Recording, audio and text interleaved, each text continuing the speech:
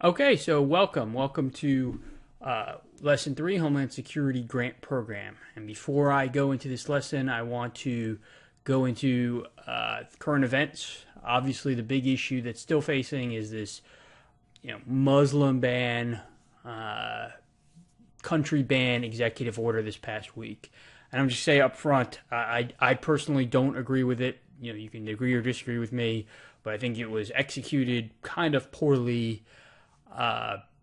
And this is what happens again when you give these orders that aren't thought through, these policies that don't give the direction that you need to the people that need to execute it on the ground. So this was, I think, a goat rope from the beginning.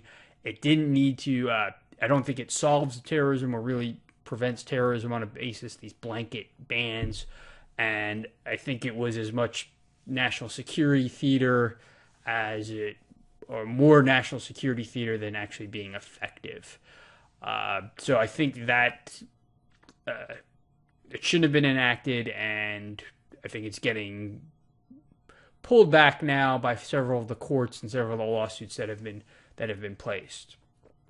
What I will say is if you're going to oppose it, and I do oppose it, there's two things you have to consider.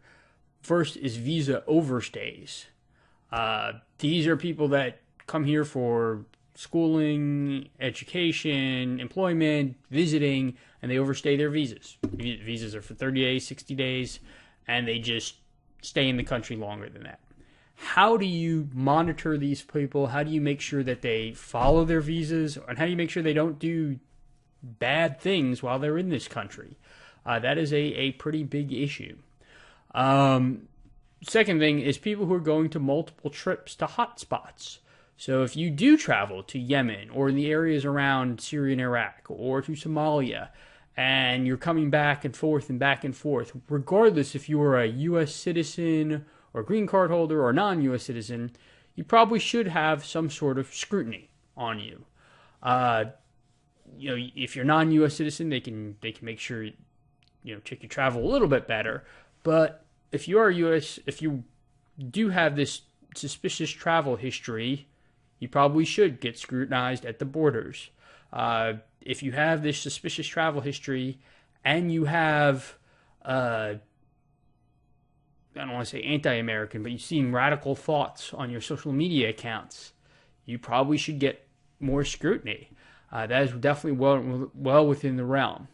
The problem is when usually, even if you get more scrutiny at the Kennedy Airport or Dulles Airport, unless you've done enough to get arrested, and that's rare, then they have to let you go. We live in a free country. You go back to wherever you were going. The follow-up becomes a major issue. And the problem, again, is in a perfect world, local police would know as you're going down the street, oh, and the guy who lives in that house has a suspicious travel record, and he also has a lot of bad things on his YouTube account, or indications of radicalization. And then the local police or local law enforcement can do early interdiction, coordinate with mosques or other groups, so that that person is probably de-radicalized by his or her community. That would be in a perfect world. The problem is that that's not happening. The integration at the federal, local law enforcement is not happening as seamlessly as it should. And I don't say this sheepishly, but the Boston Marathon attack is a perfect example. This exact scenario happened where you had someone, one, traveling to a hostile area, two, flagged by foreign intelligence group that forced him to be flagged by our Customs and Border, and three, saying all sorts of radical things on his social media accounts. So, that's a important point as we go forward. So again, if you're going to say the travel ban is wrong, which I agree with, you also have to have an answer to those two questions as well that I brought up with, and those would be great paper topics for some of your future classes. So review of last week. The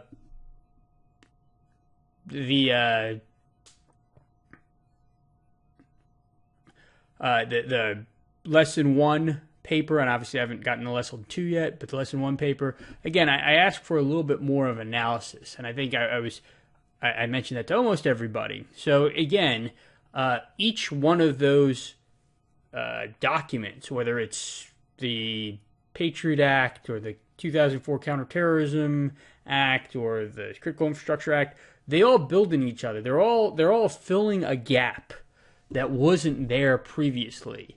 And that's what I want you to focus on, from here on in for these future papers. Each one of these things, again, there's a reason why legislation or executive order or new programs were established.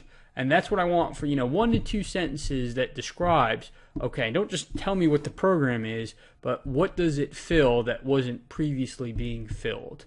And that's what I want to bring out in your future papers. And then finally this week, HSGP, Homeland Security Grant Program. It's composed of 3 things. So you have the state Homeland Security. Let me back up. This section, lesson 3, is going to be a foundational section for when your final paper is. Your final paper is going to be on HSGP and applying risk and threat and vulnerability analysis to write your paper. So the more you focus on now, again, read the lesson, read all the links and all the associated readings, and the more you focus on this now, the better foundational you have for writing that paper a couple of months down the line. So HSGP, State Homeland Security Program, that is the start of the HSGP, and that's just grants to states and local municipalities based on their, it wasn't based on very much criteria at the beginning. So we started the State Homeland Security Program, and money was going to Wichita, Kansas, Sheboygan, Wisconsin. Is there really a terrorist threat there? When you compare it to New York, LA, Washington, D.C. No, but a lot more money was getting funneled to those areas and being spent, honestly, frivolously on those programs.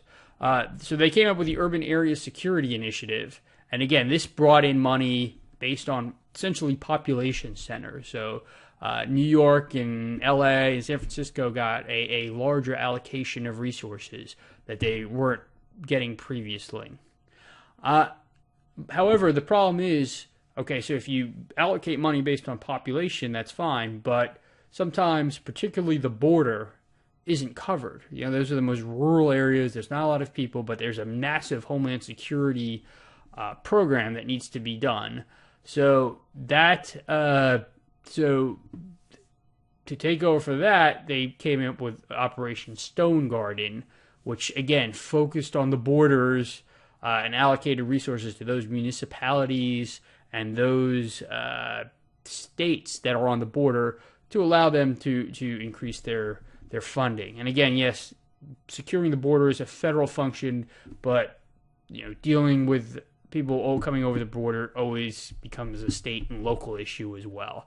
So that's what Stone Garden was meant to rectify. So that's those are the briefs for today, or the key issues. And please let me know if there's any questions or issues.